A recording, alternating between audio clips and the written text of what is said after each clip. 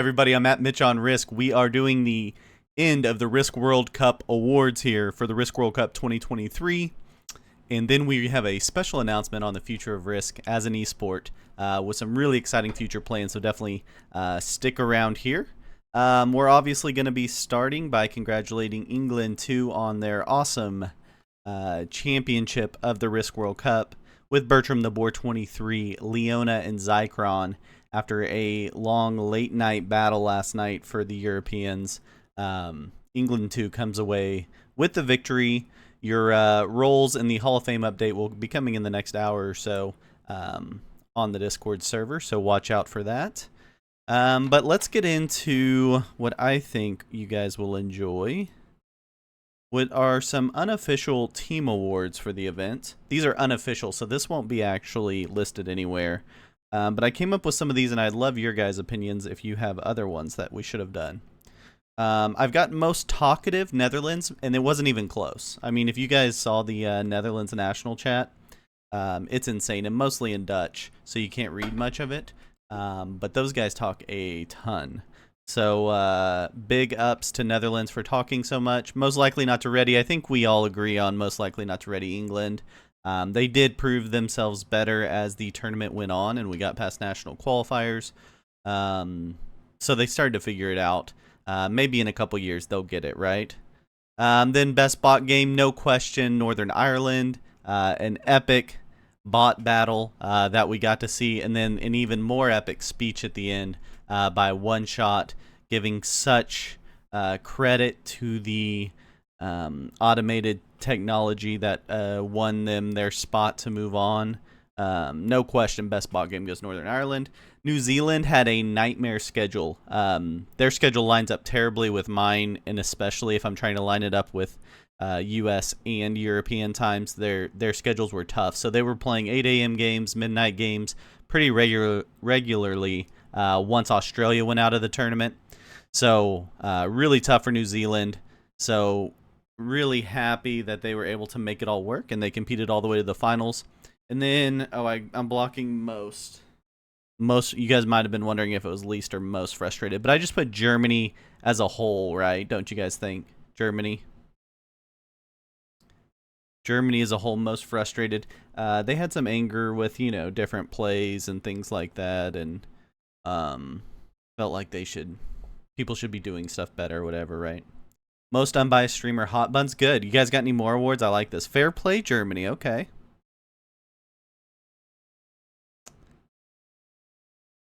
Yeah, learn some new words for sure. I learned a new German word. I'll write that down as one of my big takeaways from the tournament is speedster reporting people during their games, right? So best neighbor, Norway. Okay, I think Norway was a really good neighbor because Norway's strategy was to just kind of lay low and wait for games to fall their way. So yeah, they were probably a great neighbor. You guys got any other superlatives we want to throw out real quick before we do the real individual awards?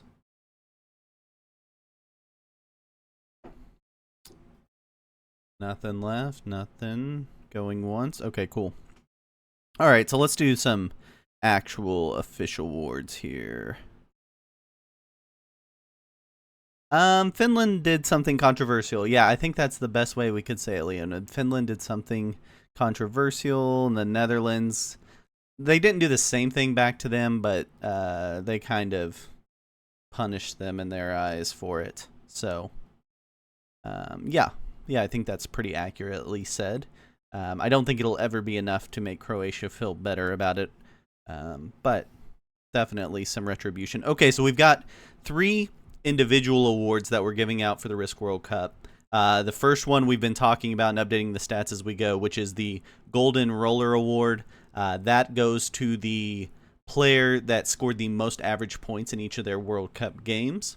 The second one is the Golden Dice. The Golden Dice goes to the best player in the tournament, as we saw as a staff, playing throughout the tournament in terms of the way they worked with their team, helped their team get to the finals. So it was only players that made it to the finals. They also had to be a top 10 in scoring, but they had to be a team player, was part of the Golden Dice Award, so we'll give that away. And then we've got the Golden Slayer Award, which goes to the player that took the most bounties during the tournament. Do you guys have any predictions for those award winners? The most average points, the most bounties, and then the best overall kind of teammate guiding their team to the finals. Best points. Yeah. Rockstar, Eric, and Zycron. Okay. Those are our guesses. All right, let's take a look at them. Your Golden Roller Award goes to Zycron. Finishes with the 24 points yesterday was the big part for Zycron. Ends up getting jumping over Rockstar in the standings. The top three in the Golden Roller standings actually finished Zycron with 19.7 average points per game. Crackle 069 for the US team, averaging 15 points a game, and then Rockstar finishing in third with 14.3 points per game for Norway.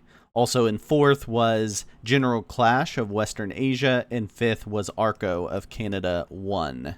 Hey, thanks for the gifted sub, Bertram the Boar. So yeah, those were the three top scores, but Zycron averaging 19.7 points a game is pretty insane. Okay, so next award up, we have the Golden Dice Award. Golden Dice Award, we gave it to the best overall player. In our opinion, their team had to make it to the finals, and they had to be in the top 10 of average score, and we gave that to Open Tanyao, who did such an awesome job with their team. That Netherlands 1 team, putting it together, was there helping people play each of their games. Very, very team-oriented player. So Golden Dice goes to the best overall player, in our opinion, for the tournament. You had to make it to finals. You had to be a top 10 scorer, average scorer in the tournament. And then beyond that, you had to be a great team player in there with the VCs and helping your team go. So Open Tanyao gets the Golden Dice Award. All of these Golden Awards will go on the Hall of Fame on the Discord server and on the website.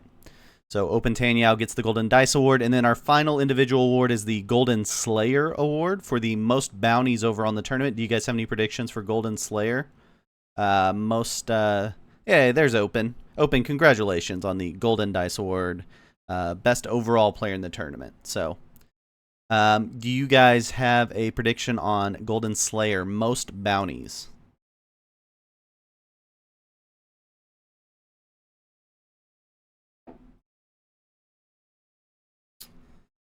No ideas, no guesses, because I think it might surprise you.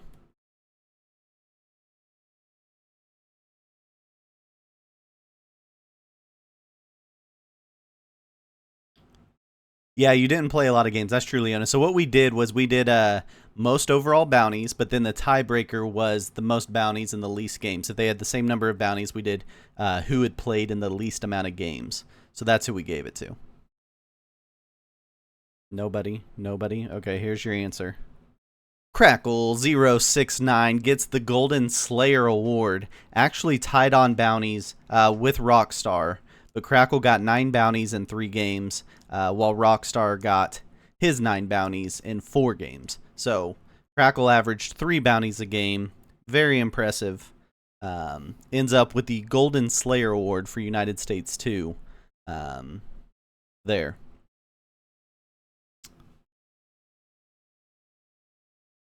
Okay, and then we went over a couple of these yesterday. Just a couple of things. So the inaugural World Cup, some stuff we accomplished. 273 games played. We actually played number 274/275 after that. So we'll say 275 games played. 275 players competed in the tournament. 50 nations represented, which is awesome. 267 games broadcasted, and 127 hours already posted on YouTube. So really cool stuff. And that'll lead a little more into what we're about to talk about.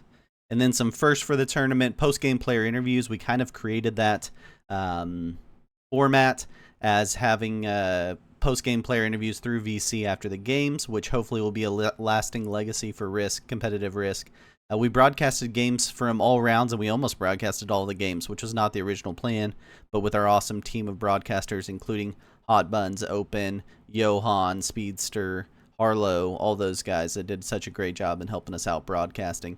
FFA team voice channels, where the teams got to actually work together during games. That was a brand new thing, and could be the future of FFA Team Risk, where we see one player playing, but the team working together, utilizing their collective brain to play in games.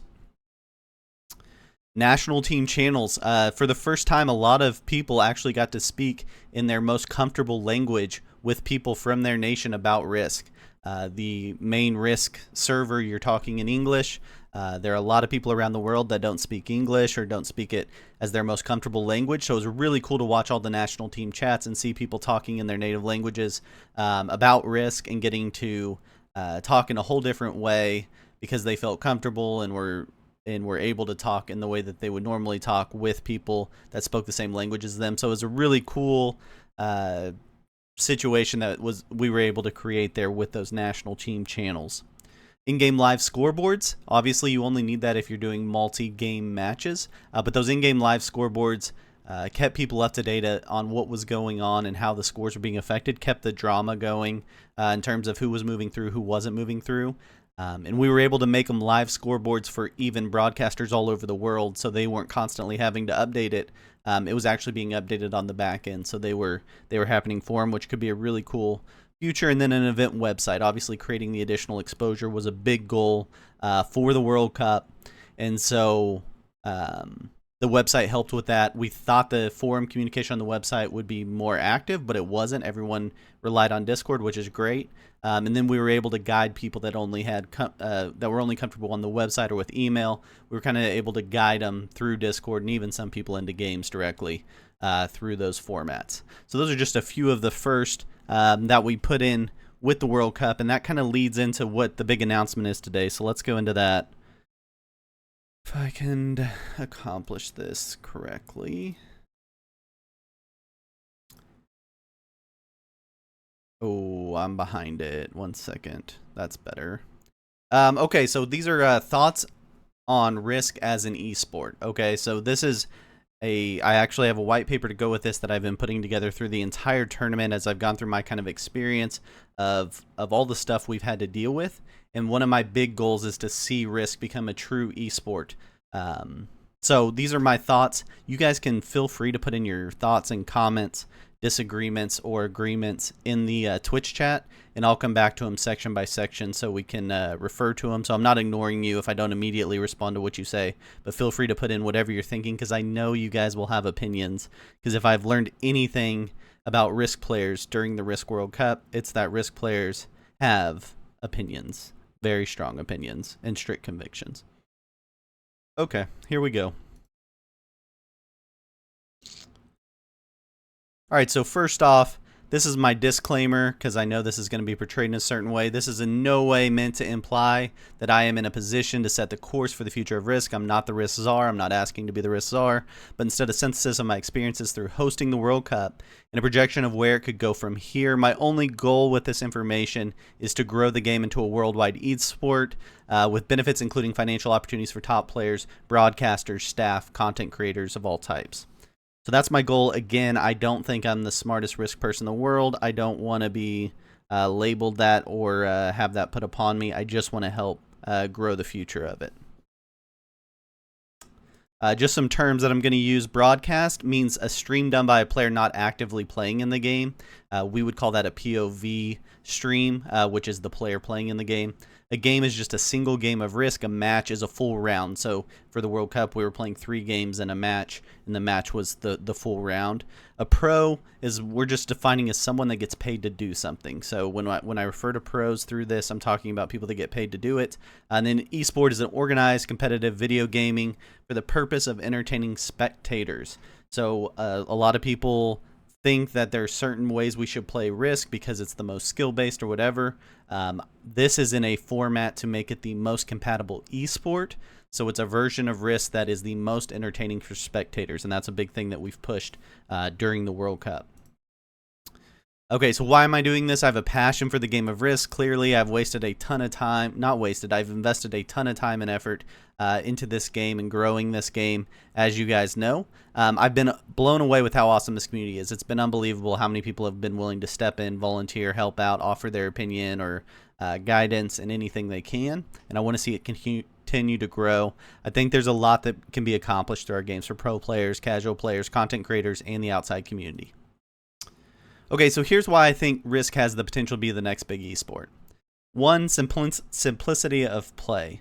If you guys knew this, I've done a lot of research into esports. The average age of an esports player is somewhere around 18 years of age, and the average retirement age for esports players is like 22 years of age. Risk is different, right? It's not the first-person shooter level or Fortnite or anything like that, where you have to be super skilled, play tons of hours to get just the right muscle memory to be a superstar in the game. It's a totally different game. It's mostly played up here and a lot less with your controller. So it's a simplicity of play, a lot, which opens it up to a lot more players of all ages in all areas. Ease of spectating.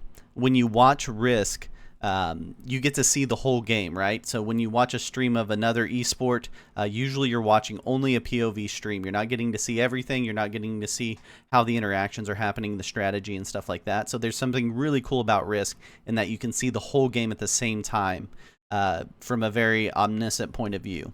The perspective that you get added from that, and then the staying power of Risk. Obviously, Risk has been around for a long time. Unlike a lot of these games that are current esports, Risk has been around a lot longer and people are still playing it. People still enjoy it clearly. And then I think our community is just better than the others. I've done some lurking in other esports communities as I've been doing this research. I think our community is better. I think there are some pieces of our community that could use some help, but I think overall our community is better. So I think we've got the potential to do this. All right, so quick goals. Introduce the game of Risk to the world that displays its unique potential for growth, unlike any other esport.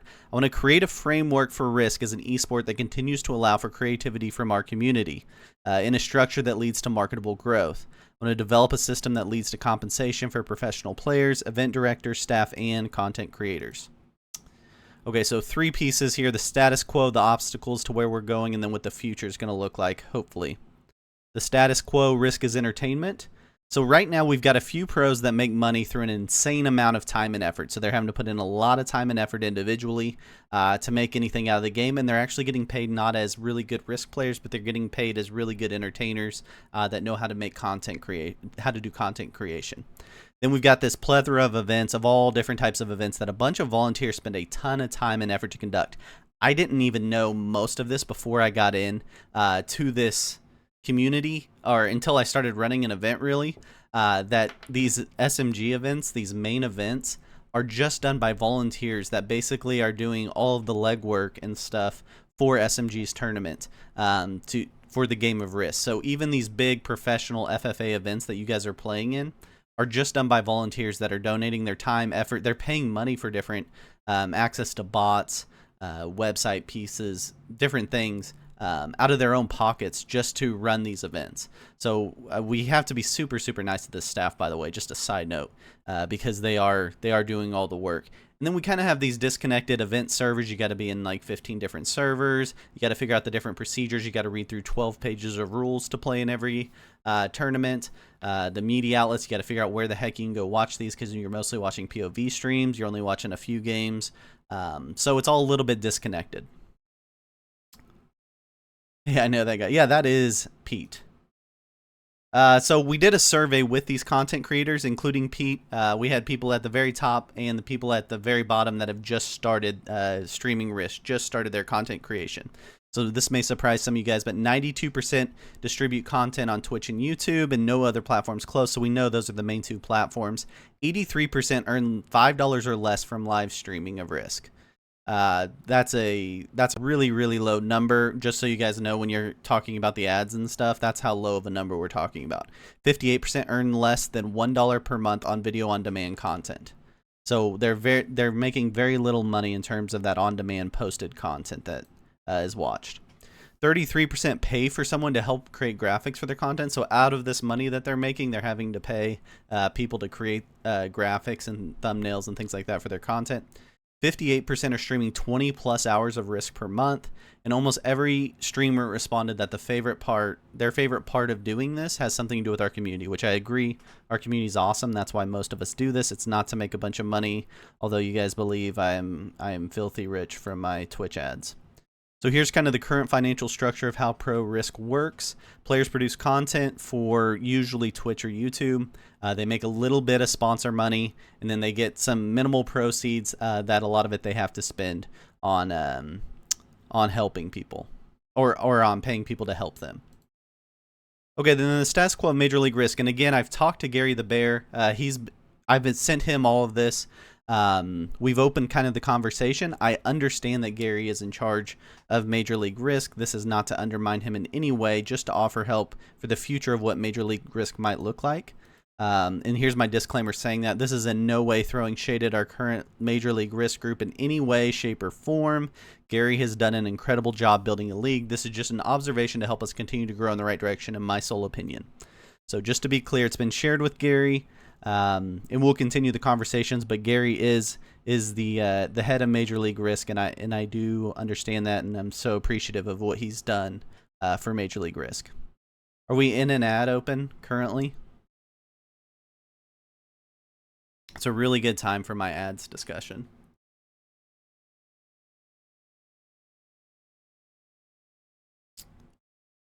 Are we out of ads yet? Should I continue?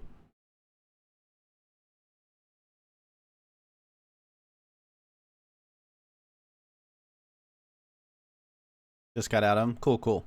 Again, this is my disclaimer, not throwing shade at Gary on this, and he is privy to all this information. We've discussed it a couple of different times in the last month.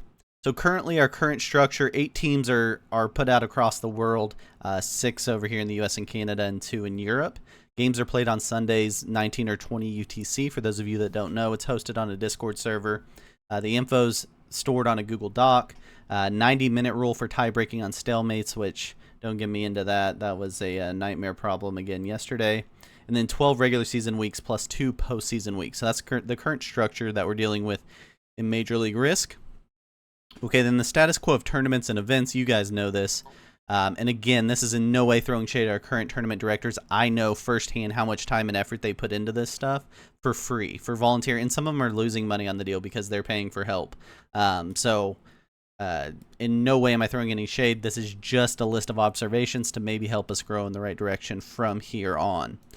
Current structure, we've got SMG events. Those are your main FFA tournaments. It also has that's also expanded into Classic, the 1v1 tournament, and a few other tournaments. Those events are offered up by SMG, but they basically come from our players telling SMG we should do this event. We're going to volunteer all of our time and effort into running this event for you, to growing your game, and they're compensated basically in no way in general for that. So that's kind of how that structure works, which might surprise some of you guys on exactly how these SMG major FFA tournament events are working. Independent events, so that's like the Risk World Cup, Legends, Grandmaster Tournament, the Kill Pete Open. All of those are independent events run by independent groups that are putting them on for you, again, for very little incentive of any type. In our current structure, we got a lack of incentives for everybody involved, right? We got a lack of incentives for all the match hosts, event directors, players. The coordination's all over the place. And most of these tournaments take about 7 weeks. And varying coordination, I mean, some events you create your own lobbies for, some events they're created for you, some events you have a lot of staff help, some you don't have as much staff help. So it's all over the place. All right, so the obstacles to moving forward. What obstacles exist to make the next leap in growth? Difficulty of broadcasting, it's tough. There are some big challenges to broadcasting that we've got to continue to work out. We've worked out a lot of them just going through the Risk World Cup. Our broadcast got significantly better and we've learned things, but there's a long way to go to make the broadcasts of Risk much more spectator friendly outside of just Risk nerds like us that like watching this stuff. We need to make it more appealing to more people, clearly. Time zones and scheduling, just an absolute nightmare. We got people playing all over the world. Time zones are really tough, and scheduling's tough overall. Getting organized, obviously, that's going to be a big challenge. Changing the narrative. The narrative, and Pete and I have talked about this, about Risk. the multi-hour games and stuff is really cool for us. Some people like to watch them that are big Risk fans, but the narrative for the outside world that Risk is a 5-hour game of take a card and pass, we've got to get past if we're going to really make this an esport for the masses to be entertained by. And then silencing the haters. This is an interesting one because I've been wondering this whole time, like, there are so many opinions and thoughts, and every time something comes out about any tournament, it's like 15 players immediately start saying why it's wrong, why it could be done better, all this stuff.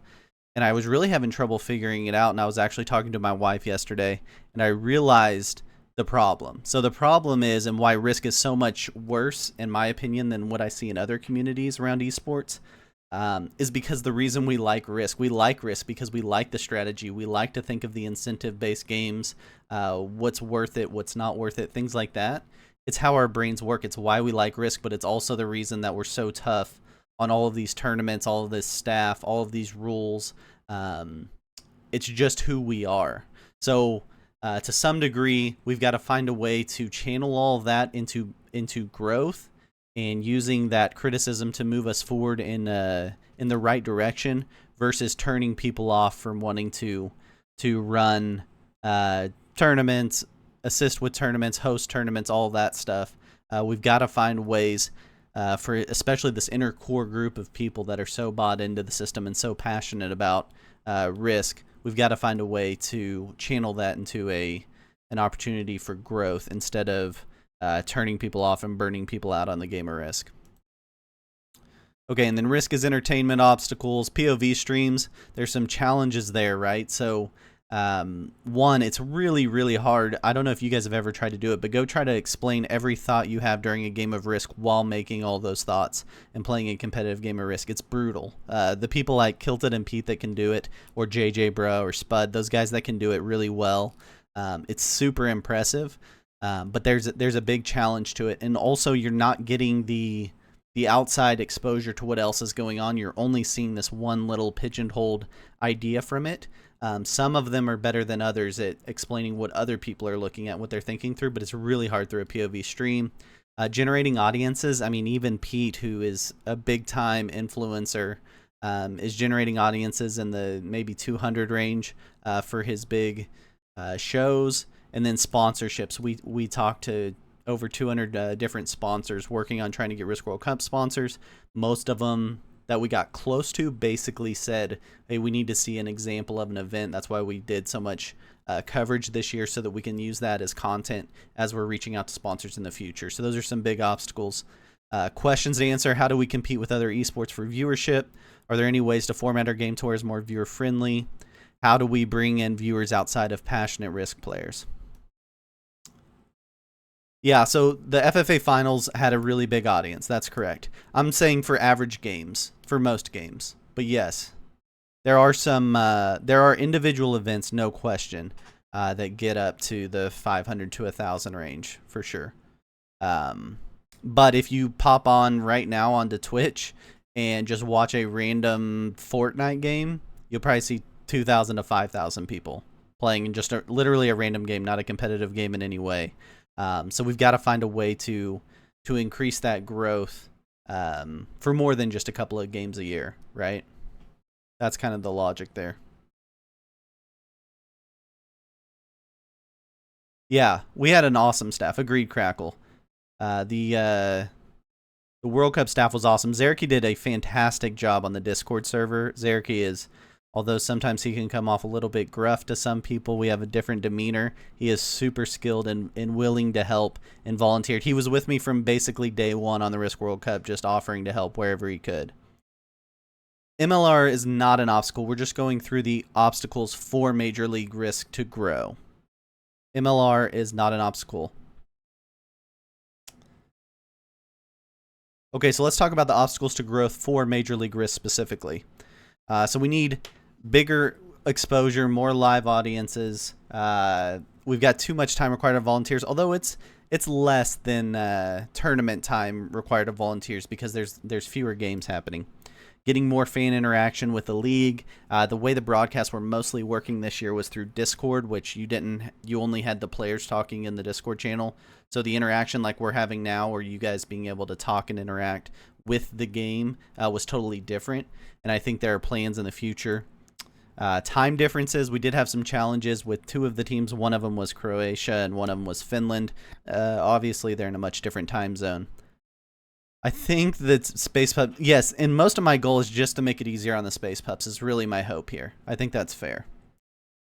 And then not a lot of money or incentives for teams and players, right? So the team organizers, the team owners were putting together a team, coordinating players, and then the players were playing in these games, but there was only so much incentive there, built in, right? So traditional structure of money in major sports leagues, which you guys know this, but this is just to kind of compare us. So players play in the games for teams.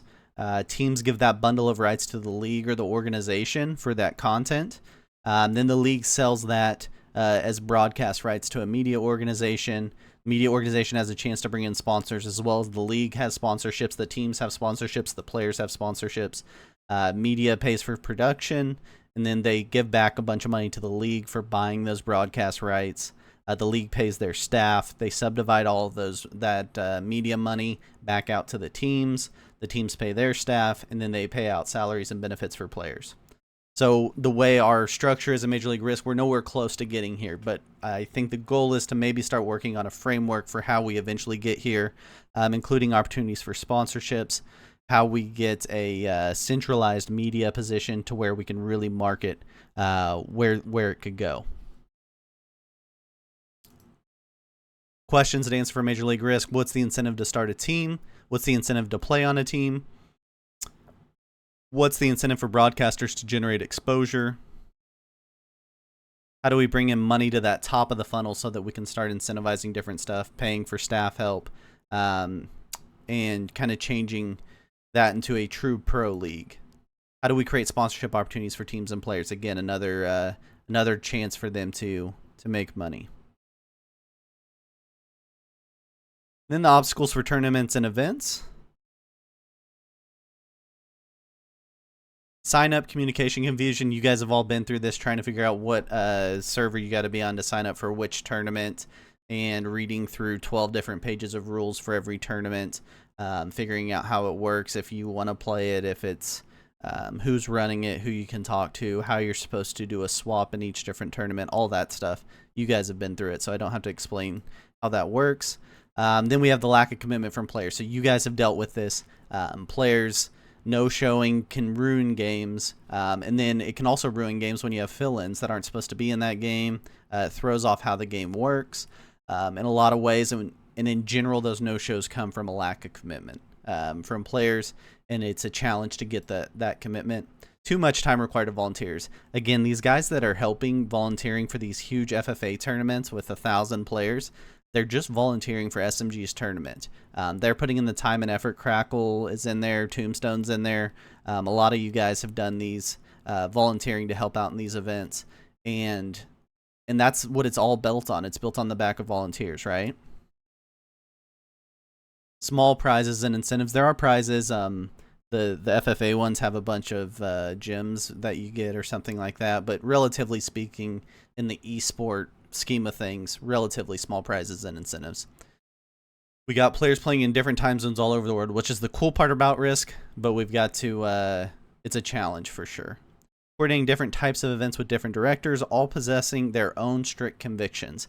Here's the thing, every tournament director thinks that they have the best plan for their tournament, and everyone else is not doing it right, which is, again, kind of just how Risk players think, because we're such strategists. And then you've got, I've had at least 5 different people during this tournament tell me about how they would like to run their own tournament and how they would fix it and all this stuff, which is awesome. And I think that's really good, and we need to harness that. But it's a challenge. It's an obstacle that we've got to get through. Some questions to figure out. Do we work through and rely on SMG for growth? So I talked to this in pretty big detail to Pete about SMG and how we need to either go or not go with them. And Pete is very much of the mindset that we have to grow Risk separately from SMG. We have to build our own organization, our own system outside of SMG. And he would even, and I'll let him talk about it more because I'm sure he will, but he would even go into saying, in hopes of somehow separating eventually from SMG and separating Risk from SMG long term. So the answer here is no. We can't rely on SMG, so we've got to find our way to develop our own growth independently of them. Can we create a centralized event structure that still allows for creativity and fun and planning? The cool part about Risk, in my opinion, and what we've done with these tournaments and events is you got a whole bunch of different ideas, right? We had a zombies tournament. You've got chaos tournament, which I don't exactly even understand how it works. You've got legends, which is all about VC making deals. You've got GM, which is a totally different format. That's awesome. And that we've got to find a way to continue into the future of Risk. We've got to keep that creativity of all these awesome brains that are working on it for us.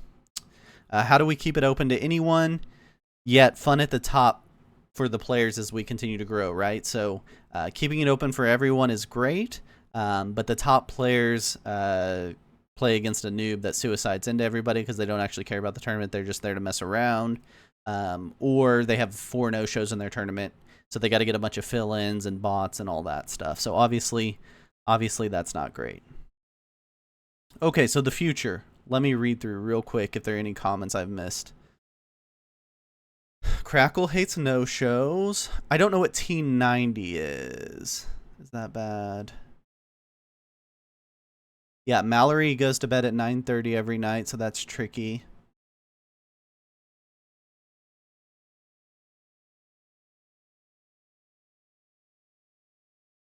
Okay, so T90 is a broadcaster of Age of Empires. From what I'm reading, cool.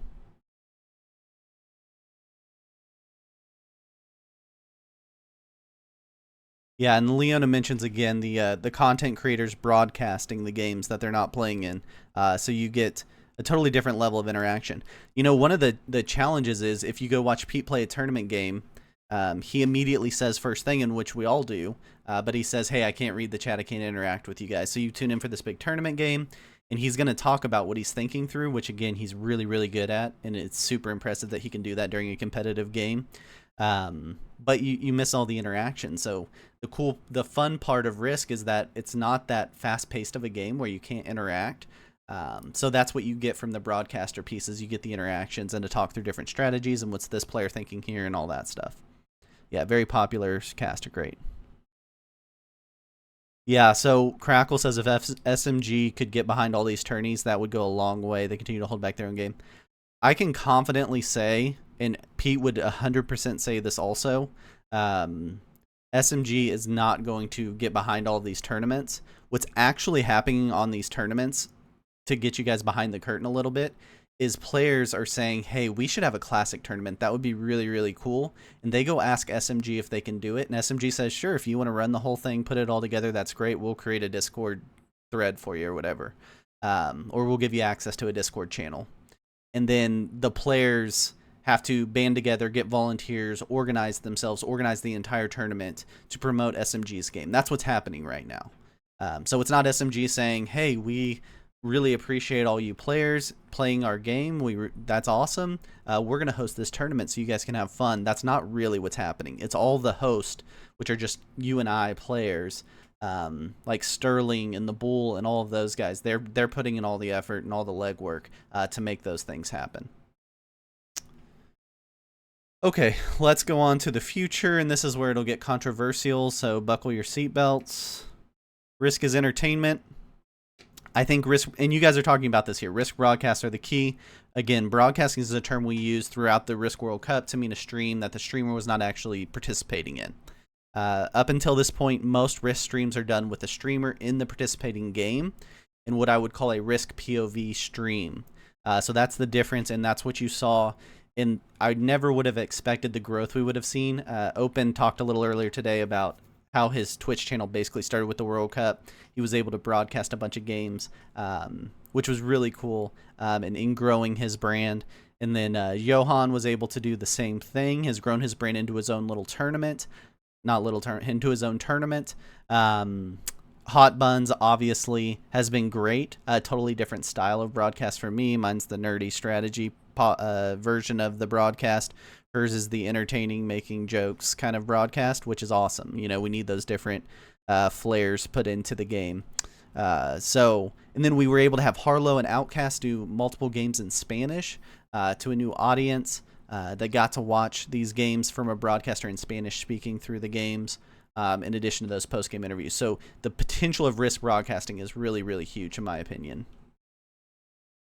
Again, the benefits, that commentator can interact with the chat, right? I can read what you're doing and stuff versus if I'm playing in the game. I'm way less stressed. If you talk to these broadcasters, they're way less stressed during the game because they're not having to think through all their risk strategy or potentially risk is the wrong term because I'm talking about risk, but risk their position in the game because they're talking to you. So that's really cool about broadcasts is we get to talk directly to you, and we can break down the strategy as each player's going through their turn instead of just here's one perspective and one POV of the game. And yeah, we don't have to jeopardize our performance.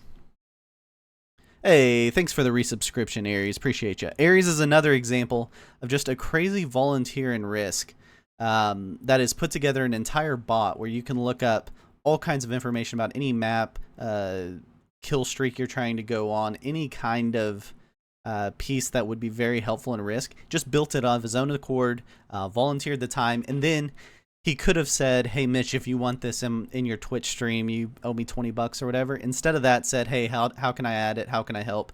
That's the kind of community we're talking about, and why this community is so awesome, for sure. And same with Saber. Saber's ranking, we're going to talk about your ranking in here in just a second, Saber. Actually, I've got it in here, I promise. Saber putting together a whole ranking system so that we can follow who's doing best in which tournaments. Again, we've got all these super, super smart people playing the game of Risk that are contributing the game of Risk. I'm just trying to, what I'm doing here today is trying to give us just the steps forward of a framework, so how we all work together to make it into a true esport. So we've got all these awesome people involved. Yeah, and then you got to hear the Johan and Speedster back and forth, which was awesome too.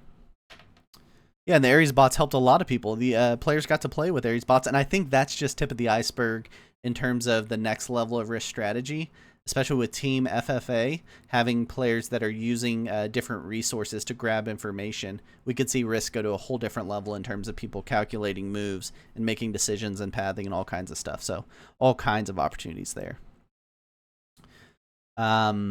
Yeah, and the other piece is if someone's willing to broadcast something, all of a sudden it creates value in the spectator's mind that this is worth watching, right? So if Hot Buns is willing to spend 2 hours on her Thursday night broadcasting a random Risk match of a bunch of Germans, everyone all of a sudden gains a little extra value from it.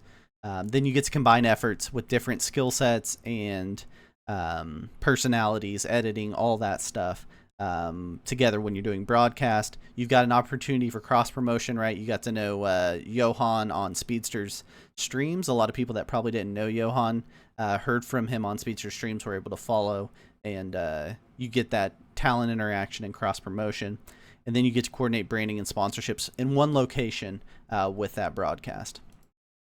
So recommendations for the future's Risk as an entertainment: create a Risk broadcasting hub. And we polled Risk content creators. A lot of them like this idea.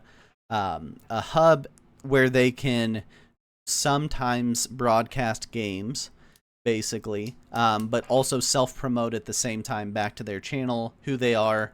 But it creates a place where we can all go watch a Risk broadcast. You're going to get to see a bunch of different personalities. And if you like that person, you like their personality, you'd go back and follow them and support them through their own stream. So it would be a hub for our community to come together and also to introduce new Risk personalities. And then create a framework for Risk games as a palatable format for spectators.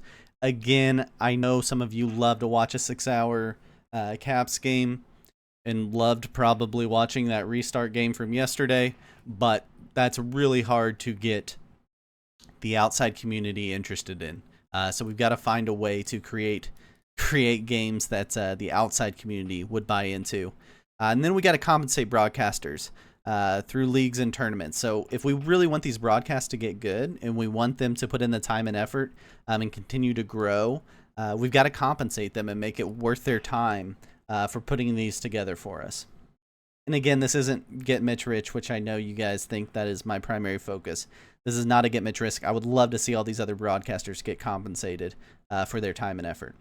The future of Major League Risk. Now, this is where it's definitely going to get controversial. Again, I've talked to Gary the Bear about this. Disclaimer. I love what Gary has done with Major League Risk. I think it's awesome. I think the time and effort he's put in is so freaking cool. He and I disagree a little bit with how the future should look for Major League Risk. I understand that he's in charge and it's his decision. I'm just throwing out my opinion based off of what I've seen specifically. Oh, I like that, Rich on Risk. Yeah, those are really good.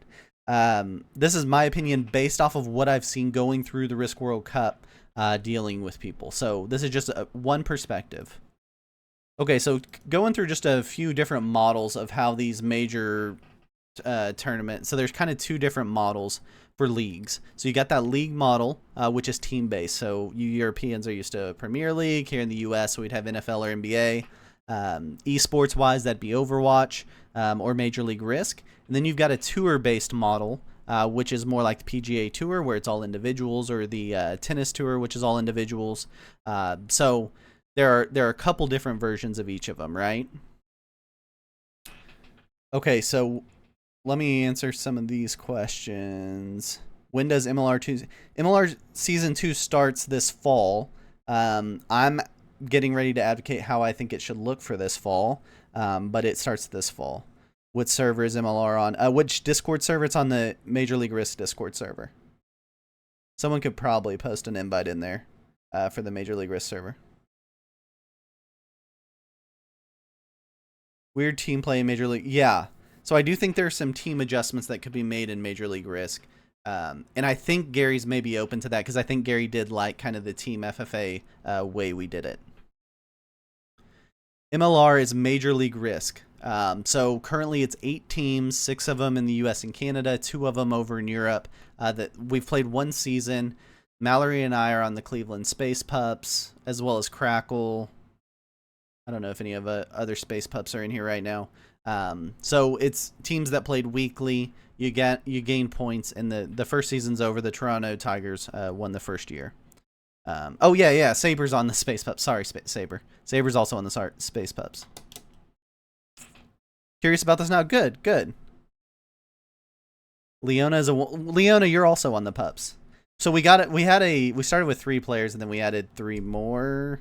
I think is right. Mallory can confirm. I'm not the owner. Mallory's the owner of the Cleveland Space Pups. Okay, and then kind of a hybrid model, which is more of your F1 model. Again, you Europeans are probably pretty familiar, but basically you have a team, and your team's competing while the individuals are also competing. How do you sign up for it? We'll talk more about MLR here. I guess Gary the Bear's not in here because I think he'd be answering all these questions. But I'll talk more about MLR in just a second in terms of how to sign up and everything. I'm glad I'm helping to grow MLR just by telling you guys about it, apparently. Okay, so the league-based model is really manageable because you just have an organizer and then you have the team hosts. You get these combined rooting interest and branding because people get to get behind their team. Potential to follow the format of other esports leagues because most other esports leagues are team-based leagues. And then ability to split by region for more convenient scheduling options. Yeah, World Cup's more like Davis Cup in tennis or the Ryder Cup, yeah, in golf. Yeah, World Cup's kind of a special event comparatively. Okay, don't tell anyone Gary's here. Perfect. Gary is here, and Gary would be happy to get you an invite to the Major League Risk server, I promise. Team owners, capitalism. No, not capital. Well, maybe. We do call them team owners. Okay, so potential ideas for revenue generation. Utilize a broadcast hub for Major League Risk, which was created later in the season. There's YouTube, I think, has been the whole season. Then there was a Twitch channel that was made later in the season. Auction off franchises. We'll talk to that in just a second. Create a league website with a sponsor, so actually a place where people can go and interact with the league online. Add prize money weekly for teams that win or perform best to create that incentive for teams team owners and players. Okay, but here's what I really think is the key for the future of Major League Risk. And Gary and I have slightly different opinions on this, so I'll qualify whatever I say here. Again, understanding that Gary's in charge of Major League Risk and it's his decision on everything. Just throwing out from my experience with the World Cup what I think it could look like in terms of expansion. So I think there should be one top division league added for the fall season of Major League Risk. Players not necessarily from the city, state, nation of their team, but same continent or region. So I think the number one asset of Major League Risk that I didn't have when I was doing the Risk World Cup is that you can make it regional based. And it doesn't have to be national leagues, but continental leagues that are within similar time zones. That gives you the opportunity to do nighttime games. We played all of our games on Sunday afternoons here, U.S. time, which were really late in Croatia and Finland. So if you keep it more regional based, you have the chance to do weeknight games when people have way more availability, and you're going to get a lot more viewers and entertainment, spectator value out of it. A promotion relegation structure was what I would like to see. Again, this is pulling from European concepts of how leagues should work. Initial expansion of a second division league. Split league into teams representing certain continents or regions. I'll go through that in a second. Play more games on weeknights. The broadcast hub we talked about, auctioning off franchises. Weekly payout for teams. Pay broadcasters to broadcast the games. Pay staff hosts to assist with the coordination of weekly games. I think the season should look like 4 quarters. So it should be 4 10-week quarters. Each quarter is 10 games. Prize to the team that tops the division in each quarter. Again, this is more of a European style of not a playoff structure, but you play your 10 games. The best team after 10 games in the regular season gets the prize money. Here's my argument for what I think our fall Major League Risk season should look like. So those 6 teams you see over on the left, I think I need to click, yeah. That West Division is what I'm calling it. You could call it whatever you want. But those time zones are -4 to -8 UTC. Currently, we have the Arctic, which is a Canadian team. Cleveland, Music City, New Orleans, Toronto, and Windy City. So those are all U.S. and Canadian teams. What I think should happen for the fall is to create that Central Division, which you could call the European Division or whatever you want. Doesn't matter to me. And you would have Helsinki, which is already in it. England would get a team, Germany would get a team, Netherlands gets a team, Norway gets a team, and then Zagreb's already in it in Croatia.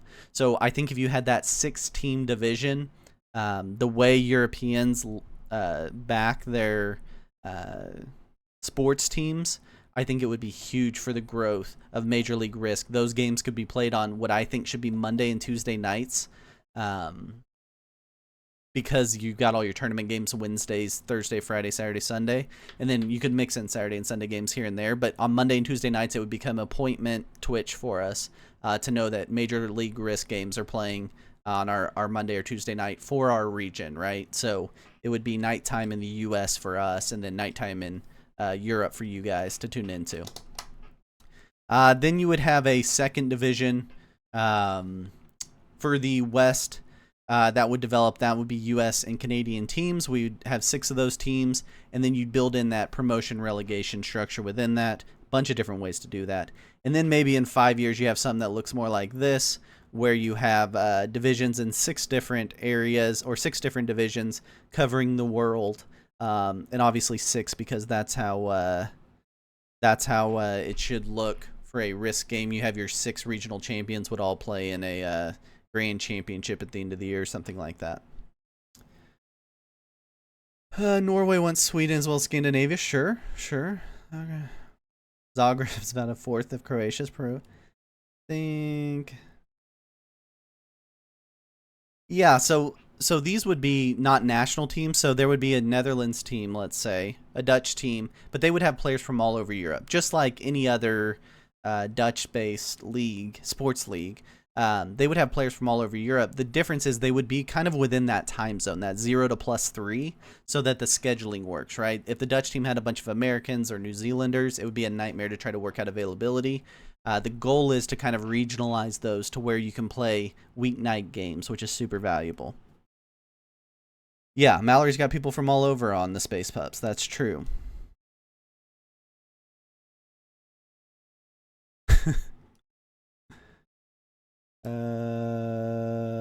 Yeah, like another esports. And again, the cool part is we play online, right? So you can play with people all over the world. The hard part is scheduling, and I think that's what Major League Risk is giving up right now by having the cross-continent teams and things like that.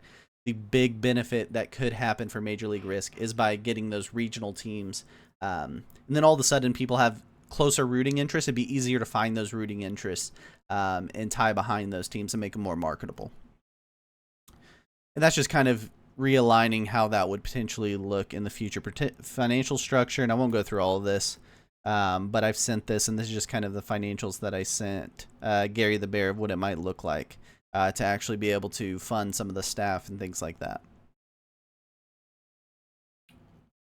How do you account for tournament fee? Well, this is the same as Major League Risk. This isn't a tournament. And the hope is that it's Mondays and Tuesdays. It's not this Major League Risk, in my opinion, should not be competing with the tournaments. So you play on a pro risk team. There's only 6 teams in it. So in this scenario, maybe 1 or 2 games a week. You've got 5 players, so you play once a month maybe for your Major League Risk team. Right? Yeah, Aries, let me just restart everything, and then we'll just go through this. Okay, the future of tournaments and events, and this is where it's going to get real intense.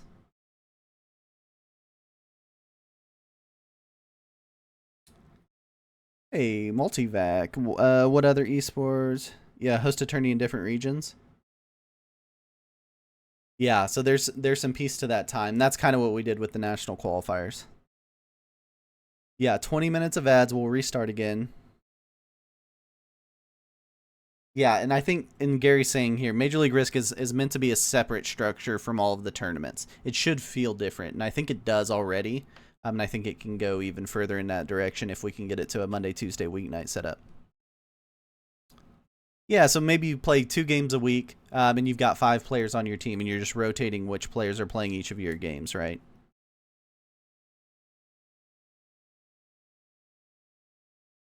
Yeah, we're going to restart this whole thing. Yeah, and then you have like a final, tournament between the different leagues or divisions, whatever you want to call them. And those, if they're smaller if they're shorter, then you can deal with the time challenges, obviously, that you deal with. Okay, so here's where you guys are really gonna be opinionated, I'm sure. Recommendations for tournaments and events. The Pro Risk Tour that operates so my recommendation is to have a Pro Risk Tour that operates independently from FFA tournaments. Again, we just can't trust what SMG is doing. They're also not benefiting us a ton other than just the exposure of their Discord server / the app that they can promote things in, which they're not willing clearly to promote our independent events. MLR is something completely different. So what I'm arguing is there's 2 different leagues, or there's 2 different pro structures within Risk as an esport. Major League Risk is the league model, which would exist at the same time as this Pro Risk Tour. So they're 2 different things operating at the same time. You'd see your Major League Risk games on Monday and Tuesday nights. Then you'd see your Pro Risk Tour Wednesday, Thursday, Friday, Saturday, Sunday. Okay. A hub for broadcasting, so there'd be a Pro Risk Tour hub for Twitch, YouTube, and other platforms. I don't know if any of you guys are familiar with Apex Plays. They do a similar thing where they're just kind of the hub for their games, and they get insane amounts of viewers and exposure for their broadcasts. Guidelines for events that don't take away from the creativity of our awesome event directors, but allow for just a little bit of consistency so that we don't have to relearn and read 12 different pages of notes for every time we sign up for a new tournament and try to figure out how it works, right? So just a little bit of a middle line that we can work from, but still allow for all the creativity and different ideas involved. And then we would combine 2 different pieces. There'd be pro events, which are invitationals, which would be, the top players only, basically. And then there would be open events that are open to anyone to sign up, can play with the pros, and you can earn your way on to that level with the pro events. So in these pro events, you're going to attract the best talent because no longer are they having to worry about playing a bunch of noobs or playing 50 games. They're shorter tournaments with super high competitive games that everyone wants to tune into because it's the best of the best playing, right? A pro is defined as someone who gets paid to play Risk. A pro Risk player is someone that gets paid to play Risk.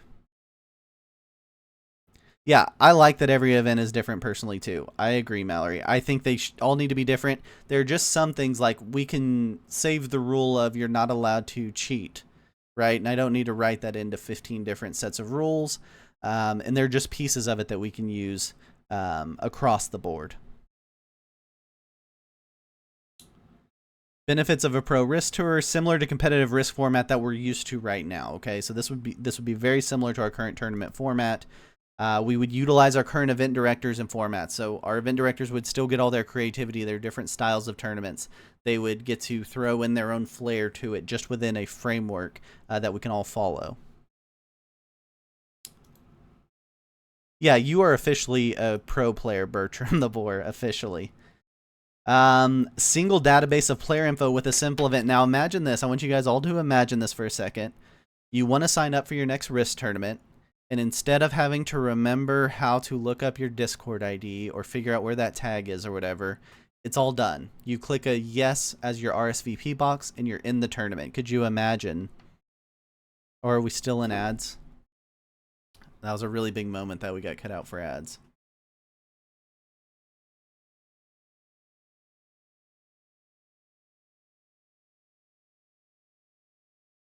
Someone tell me when the, yes, I will post the slide deck, I promise, Mallory.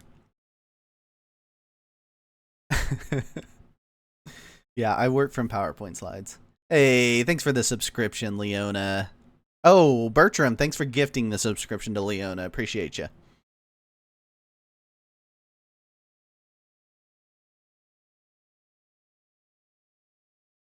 Okay.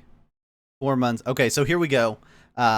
Imagine you want to sign up for your next Risk event, and instead of having to look up your Discord ID and figure out all this extra information, it's just you click one box and you're in the tournament, right?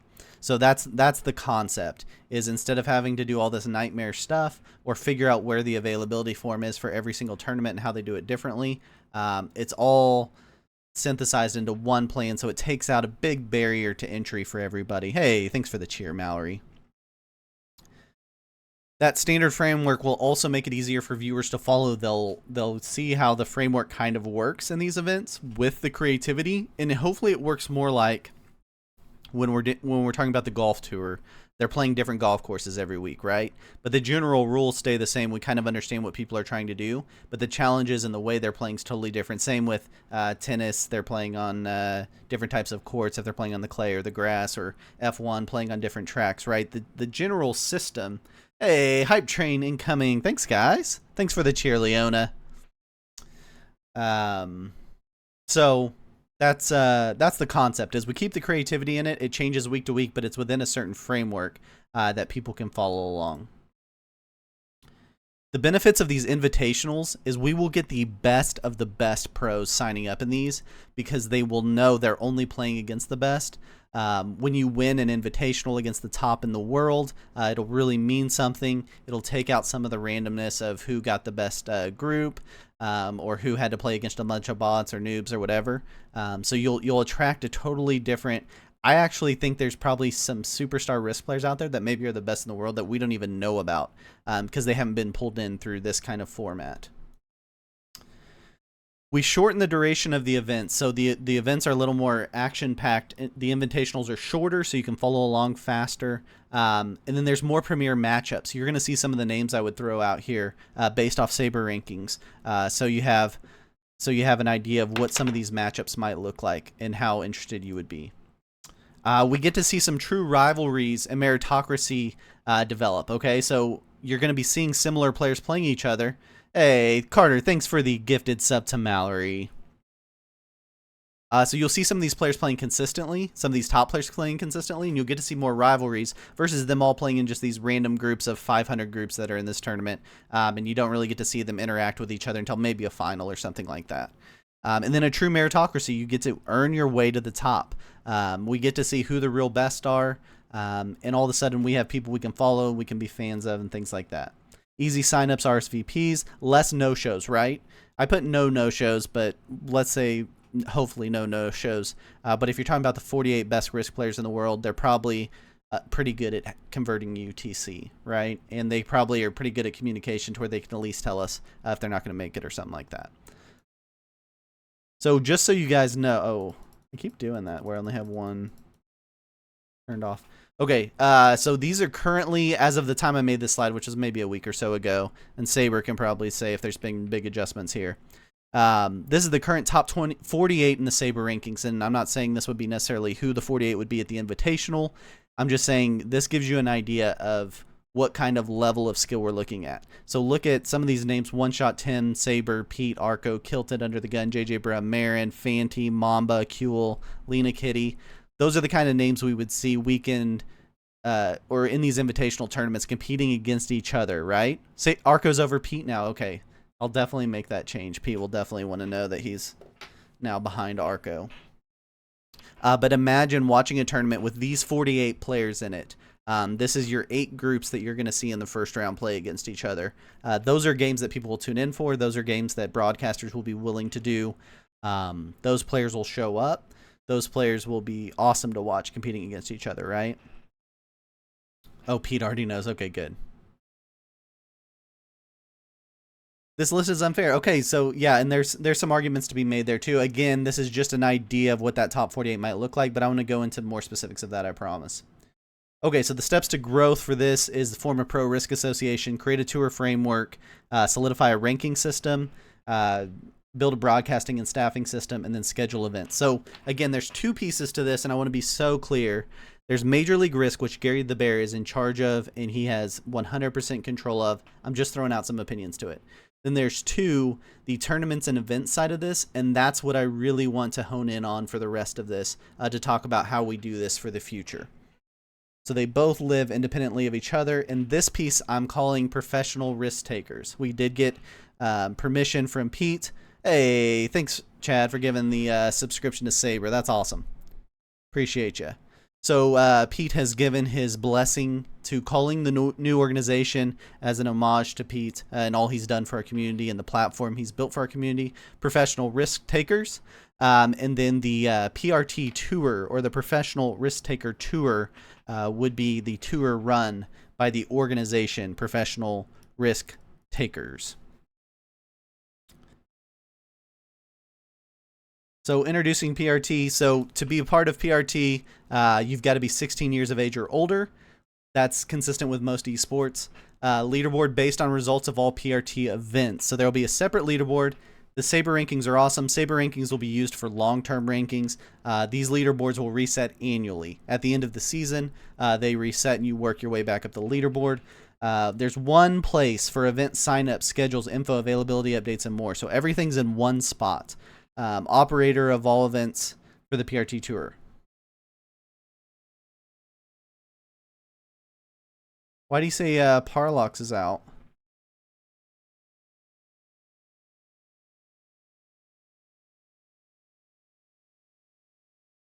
Oh, Parlox is 16?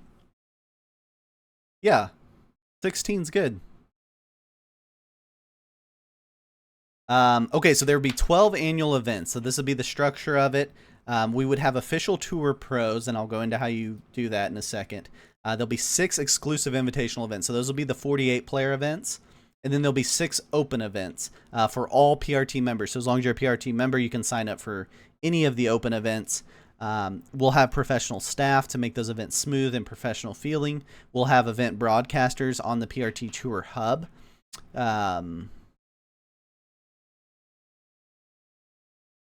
So to be eligible for the open events, you just have to be a PRT member, and to be eligible for the tour invitationals, you'll either have to be a tour pro or you'll have to get one of the additional invites. So let's talk a little bit about how this works. So how do you make the PRT tour? Members that finish in the top 25 in points on the PRT leaderboard at the conclusion of the season, the conclusion of the year, will receive a tour card for the next year. So if you finish in the top 25, you automatically are on the tour for the next year, which means you get to come to all 12 events. You can sign up for as many as you want, but you're in all 12 events, right? And then the PRT Tour Champion, if you win, if you're the top at the end of the season, you get an exemption for the next 3 seasons. So you're on the tour for the next 3 seasons built in. So that's how you make the tour. You finish in the top 25. Yeah, just figure it out, Kuehl. You're smart enough. You can just figure it all out. How do you get an event invite? So we'll have the PRT Tour Pros, but we won't have any Tour Pros until the end of this year when we have our first leaderboard at the end of this year. So we'll have 2024 Tour Pros. So everyone will be an invite for this year. And then next year, there'll be invites on each tournament outside of the Tour Pros. So how do you get an invite? So all Tour Pros get invited. That's first. That's who we give them to first. The previous winner of that event gets an automatic invite. The most recent Open Tournament finalist. So if you got to the finals of the most recent Open Tournament, you get an invite to the next Invitational. And then the most recent Invitational Tournament finalist all get an invite. And then the event director gets to fill in the rest of the spots to get the 48 total spots filled up for those Invitationals, as well as the 48 spots that are going to be in the Open events. I'll show you. So here's your framework for Open Tour events. So again, we're creating a framework, but we want each event director to use their own style. So the only rules is basically that you have to eliminate people in this grouping for each round, right? So week 1, all non-invites play around 1. Week 2, all non-invites play around 2. Week 3, so after that first cut, there's 144 that get through, and then we bring in our 48 invites. So they play around 3, and then that's cut in half each round, eventually going to a octo final, quarterfinal, semifinal, and final, cutting in half each week. So again, the tournament directors get to choose the points, the systems, however they want to do it. If they want it GM style, if they want it legend style, doesn't matter. They can do whatever they want as long as they make these cuts in these amounts week by week so people can follow along with how it's working. Okay. And then invitational tours are just 4-week events. So they're real short invitational tour events. 48 invites play an octo final. 24 advancers play a quarterfinal. 12 advancers play a semifinal. And 6 advancers play a final. So just to give you an idea of maybe what this schedule would kind of look like for next year, right? Oh, we got a Hype Train level 1 emote. How about that? Okay, so it would basically work like this. So there'd always be an invitational tournament starting at the same time as an open tournament. But for the pros, they're going to play in both tournaments, but they overlap mostly with the second half of the open tourney. So there's 6 open tournaments each year that last approximately 2 months. And then there's a invitational tournament every other month that lasts approximately a month. And then there'd be other special events brought into it, like the Risk World Cup in this scenario.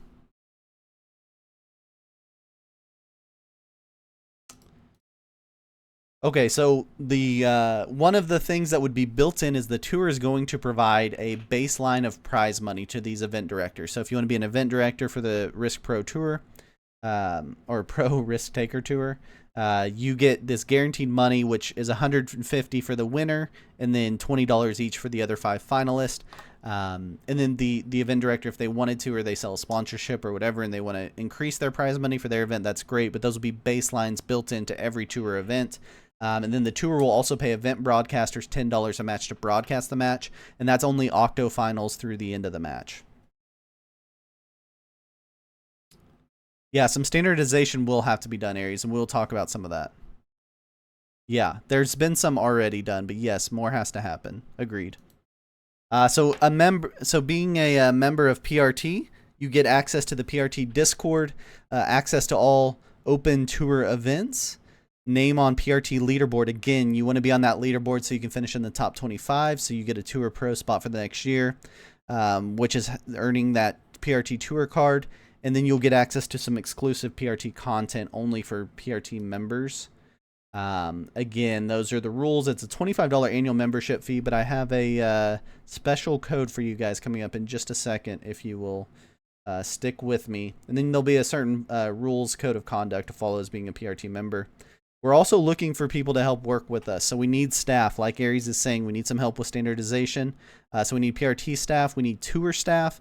We need event directors. That's what we really need, is who wants to host, especially these first 4 events. So we've got 2 invitationals and 2 open tournaments to do starting September 1 and November 1. So we need people that want to be those first 4 event directors, and we can help you with that. And then we need event staff / match host, and then broadcasters that are interested in being part of this. PRT tour event. So the benefits of being an event director on the PRT is you get a web page set up for your event. I'm going to show you what this looks like. You get to utilize the Discord server of your choice. So some event directors are very passionate about their Discord server, and that's awesome. They want to promote it. We will use your Discord server for the whole event. We will just promote the announcement and stuff on the main Discord server and point everybody to your Discord server for the event. So you're more than welcome to use that or ours. The tour staff will help with event promotion and web integration. We will do the publicity to help you get people into your event through the tour hub and videos on demand. You'll have tour staff help with your organization attorney framework. Oh, and that should be $250 contributed to the prize fund. Sorry, it says $25. $250 contributed to the prize fund, like we just talked about, as your baseline for your prizes. Some requirements: you must allow all broadcast rights to the tour. So you've got to let PRT Tour do all the broadcasting, but POV streams are great. So if players want to do their normal POV streams like we're used to in Risk, that's great. They're still welcome to do those POV streams. Matches must be under 90 minutes. So again, a match could be multiple games, but whatever you're doing each round for a match has to be under 90 minutes so that we can keep it spectator friendly. You must utilize match threads. You have to have official staff-based match threads, not just groups pinging people. You got to coordinate the match threads, and you have to interact with your match host, your event staff. The only financial requirement to host an event as an event director, we require you to pay your match host, unless you want to host all of your match threads, which is fine if you want to do that. But if you're going to have people do it, to create this first framework for people getting paid to help out with these tournaments, you're required to pay them $10 a game, Octos to Final, which is a total of $150 that we're requiring you, and you're not paying us, you're paying your staff to force a future framework for people getting paid to help out with all these events, because we want to see these volunteers actually start getting compensated. And at worst, they should at least get a free coffee out of putting in all this time. Tour staff will help create graphics and logos for the event, so we'll work with different logo creators and help out. We'll maintain the tour website with schedules, signups, and standings. We'll assign and schedule broadcasters for you. We'll promote and update the event on web and social media, and then we will post all the past broadcasts. So if you guys are interested in being a professional risk taker, you can use the code World Cup, since you're one of our World Cup crew, before 8/1. So it's got to be by the end of July. And you'll get $20 off your membership. So you'll get your first year for $5. Again, this whole structure is not to make a bunch of money. This structure is to start compensating people and to set up a framework for how the future of Risk as an esport could look when staff, event directors, broadcasters and players start making money from playing Risk. So we're just trying to create a framework at a very, very base level. So you can go to professionalrisktakers.com. I'm going to show you guys real quick just some basics about the website, hopefully.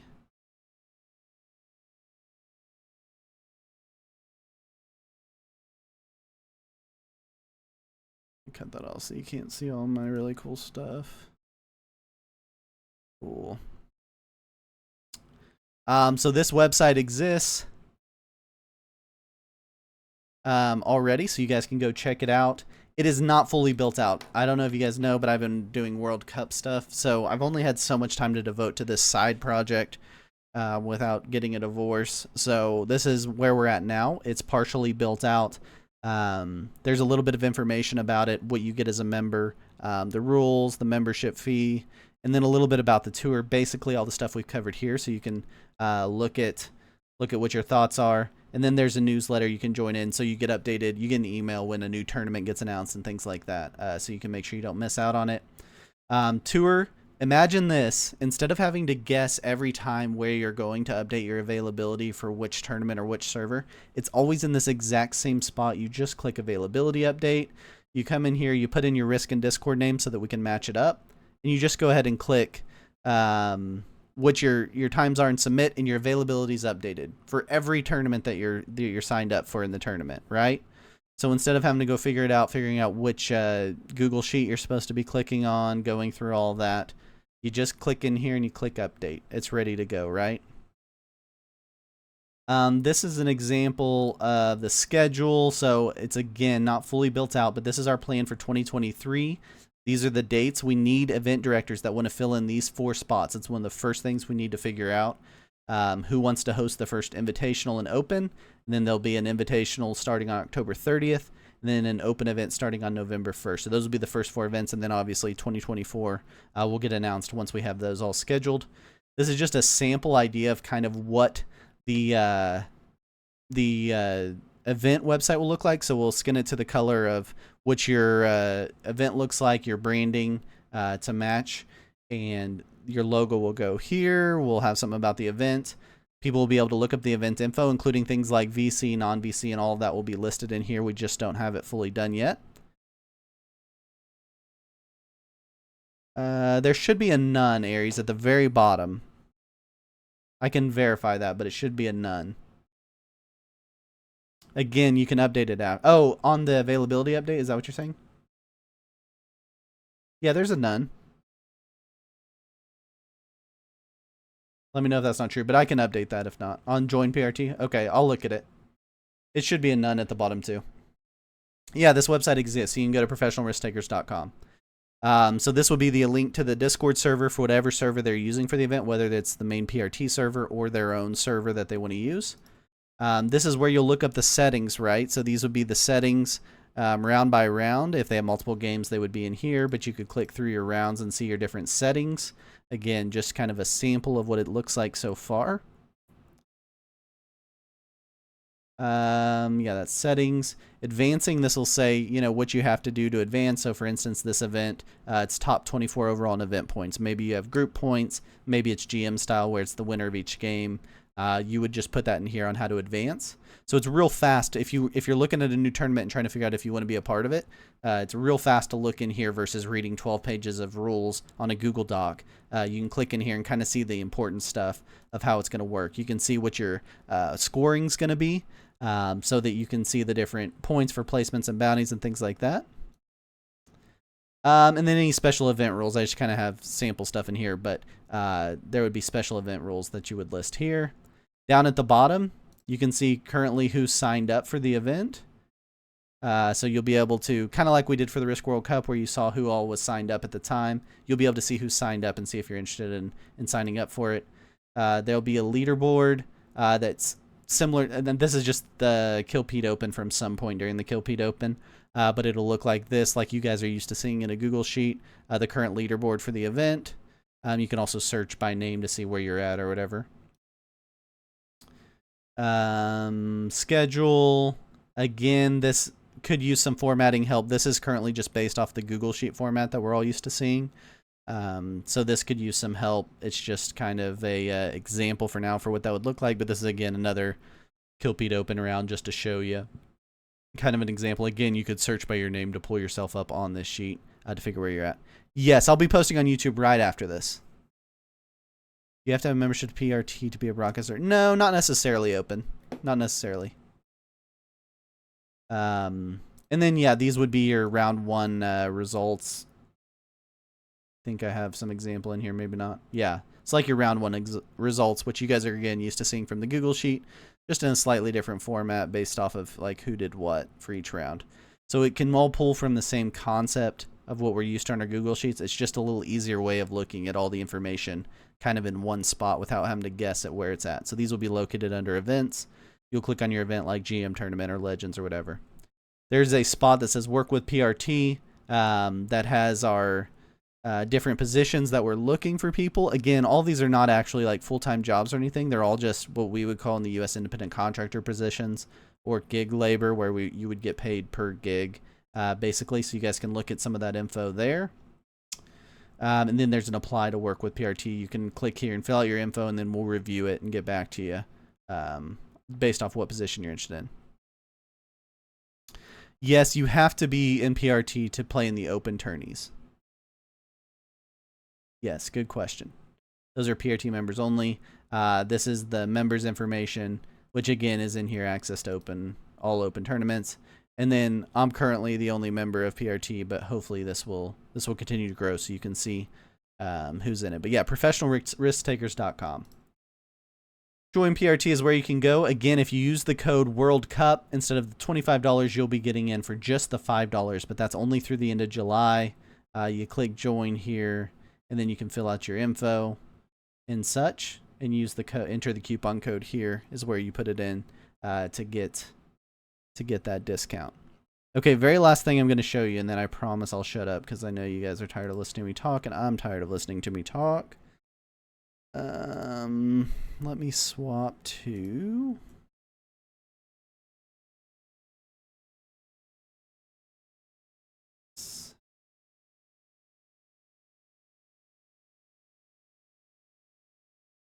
cool. Okay, so this is just, again, it's not fully built out yet, but this is the Discord channel. It will only be open to PRT members. So when you join PRT, we'll send you the invite to the Discord channel. You'll have no other way of getting into it. Make this one a little bigger for you. So this is the just kind of welcome, the rules, all the stuff you guys are used to seeing on this stuff, but it's built out. Couple of other pieces. Again, the availability update, you won't have to guess where to go. Even if you can't remember the website name or whatever, you're in the Discord server, you can click update availability, click it, and you can update your availability for whatever tournaments you're in for the next week, right? So as long as you update it by 0 UTC on Sunday, it'll get used for your scheduling for the next week. So it's all to standardize some of that piece of it, which has been so crazy for us. There's another piece of it, which is the tournament event or tour event rules. So this is the baseline of the rules so that each tournament director doesn't have to spend 2 days writing rules like some people have to for their tournaments. This is kind of the stuff that's going to be the same for every tournament. That's basically saying like how late signups work and round formats, how to swap groups, all of that stuff. It's all standardized so it doesn't have to be written 15 different times. It makes it so much faster. If you want to host a tournament and what's holding you back is all of this red tape, and you have good ideas for the tournament, we want the good ideas to drive who's running tournaments for the Risk community versus who's got the 15 hours to spend typing up rules, right? Some technical questions. Get repos. I don't know what get repos is. Wix is just the website builder that we're using. What's ETH? Is that some sort of Bitcoin kind of thing? Cryptocurrency? There's a possibility that we will have to... Ben, feel free... Okay, so I have more time now because I'm not leaving this to immediately go schedule a bunch of crazy schedules for Risk World Cup. So feel free to DM me. I'm not going to mind. But if you guys have ideas on ways that Europeans like to pay for stuff differently or whatever, I'm happy to help work on that stuff. We can definitely set it up.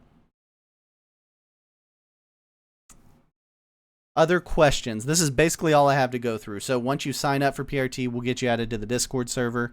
We'll be watching for those that want to, if you're wanting to host one of those first 4 events, we need you. Please post in that work with PRT form that you want to host an event, and we'll get back to you so that we can get those first 4 events scheduled. We also want to hear from any staff that's interested in helping run the website, run the server. We need staff help, and it'll be paid staff help for specific tasks. So we will offer you some paid staff help.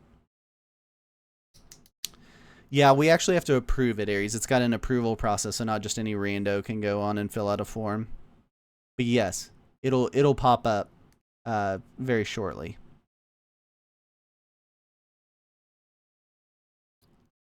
Can we pay in hugs and smiles? Yeah, hugs and smiles are always good. Yeah, for sure.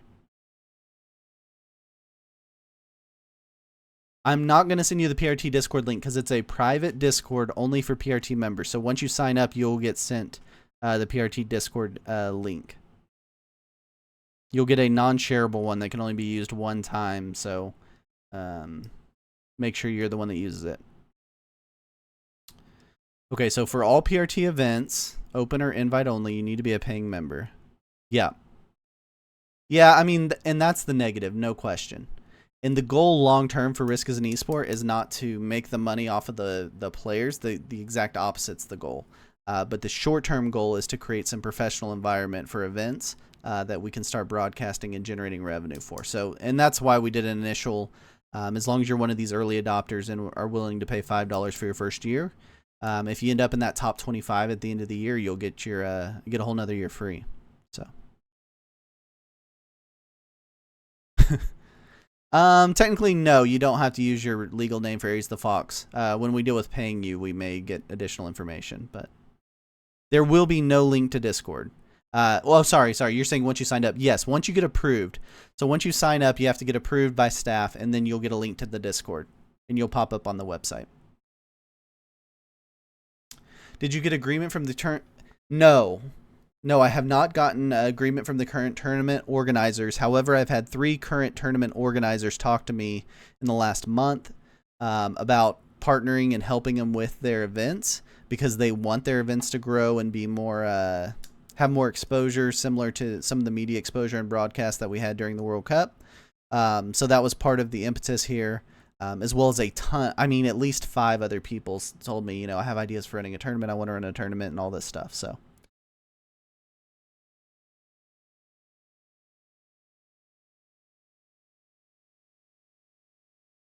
Okay.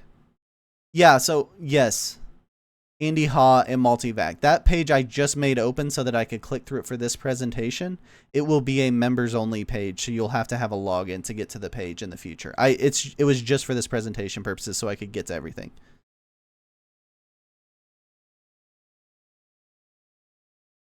Okay, so if you're a broadcaster but not a paying member, you can only broadcast events that are hosted on different Discords. I guess that's true, Open. I guess that's true. Or we could take, you could do your first broadcast and we could take an amount out of that to cover it or something. We have to add our address and real name. I don't know how the payment will go through .estro. I don't know exactly on that. These are all great questions. If you cancel your membership, you get kicked out of the Discord. That's correct.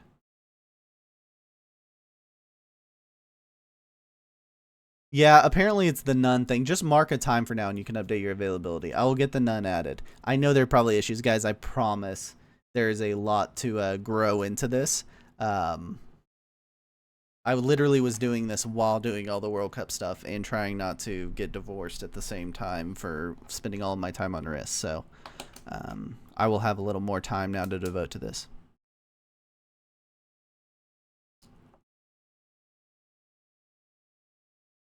Yeah, there's some truth to that, Andy. I'll think about it.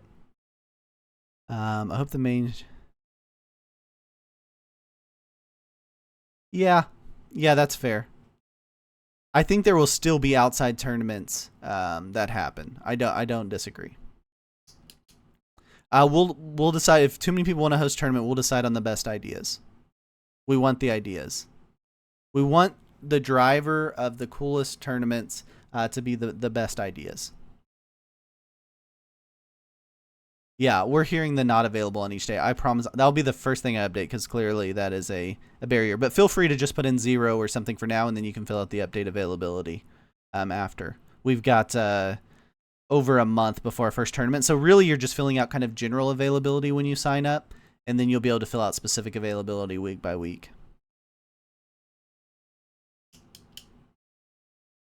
You need PayPal or ID. There's no PayPal? Okay. PayPal will be enabled soon. I just haven't done it yet. It's all one word, World Cup. For those of you watching on YouTube, and if you're watching and it's after July, there'll be a special code put down. You'll get a little less of a discount, but there'll be a special code down in the comments that you can use to get a discount, but not quite as good of a discount as the World Cup discount. Anything else you guys have? I'm sure there'll be a million comments and questions. And again, feel free to DM me through Discord or send me a message. You can, I guess, email me, mitchonrisk@gmail.com. If you want to email me, feel free. Or if you're on YouTube, you can post it down in the comments. I'll reply through each comment. Yeah, I thought about that, Leona, to where there's just kind of a general section. Yeah, I thought about it. I'm not completely against it. That'll be a decision over the next week or so on exactly how we set up that Discord access. For now, it's just members only.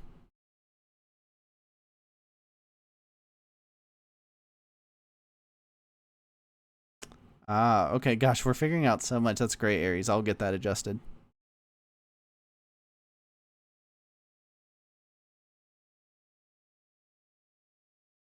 Yeah, understandable if that's not what you're wanting to do. Any other questions or comments? I really appreciate your guys' time. We've been going for a long time here. No, see, Saber, and I love your rankings, and I think your rankings will continue to be the rolling ranking standard. I think it's great. But for the leaderboard purpose, it's got to be annual because I want new people to be able to jump in and have a chance to compete. The hard part of the Saber rankings is for new people to get in there. It takes a while to get in there, which is cool. It's just a different purpose. Yeah, try to break this up. Hey, I agree, Aries. Honestly, it's literally been a week that I've had to, in little bits and pieces of time during the week, to actually get it going. Now that we were in finals, I at least had a chance to spend some time on it. ProfessionalRiskTakers.com. I think you can put your fake name, Dodestro.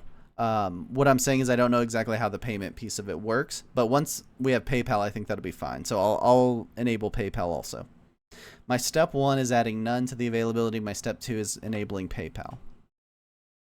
Those will be up within the next 20 minutes.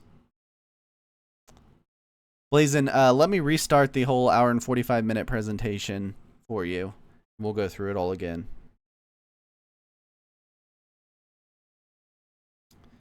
Who will be able to see the personal information I put in? Only I will be able to see it. Only I have access to that. Cool, Leona. We look forward to having you. Yeah, that's great. Yeah, and we know there's a little bit of growing pains. Again, the key is you get that that discount as long as you're in July. But feel free to DM me or email me if you guys have comments or things you're noticing. I'm happy to get it adjusted. Obviously, it's a big animal, but I think if we can get everybody on the same page for this could be really, really cool for the future of what professional risk looks like.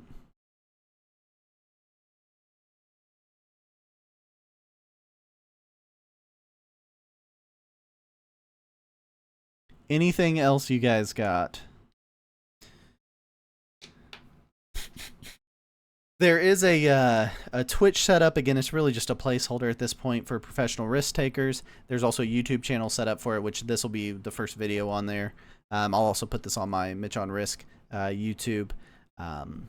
So those are set up as kind of placeholders so that you guys can kind of get how it'll go in the future. I think there's a privacy policy built into the site, Jacobshire. Yeah, it needs there's a lot of organization to go. And I started this presentation by saying, disclaimer, I don't see myself as the czar of risk or anything like that. My hope is just to create a framework that you guys and all your giant brains can put together a kind of future for what this could look like. Yep. I'll publish on Twitch and then I'll post it on YouTube. I don't own any cats, actually.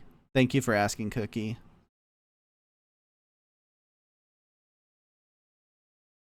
It's set up for credit cards now. You can do credit cards now. Apparently, I didn't actually click the enable on PayPal, which I will do. One more minute. Feel free to throw me your questions. I see at least, you guys can see the DMs popping up. I probably should cover that up. But I got at least 5 DMs in there, so I'll go through those also after this. Oh, do you actually ever own a cat? Wow, that is powerful. I'm not like super into cats. I know a lot of you guys are, so that's cool, but I have a dog. So, I don't know if that's a deal breaker for anybody. All right, 30 more seconds. Any other questions? The cats own you, really? Yeah, I've lived with a cat. It wasn't was like they were in charge. No, I would never not read a ping on Becky's server. All of that stuff is super crucial. Yeah, dog supremacy. Good. I'm glad there are some dog people. I was worried how that was going to be taken. It seems like there's a lot of cat lovers in the Risk world, so foxes are better. Sure, foxes. Okay. Yes. You got it, Jakova, sure.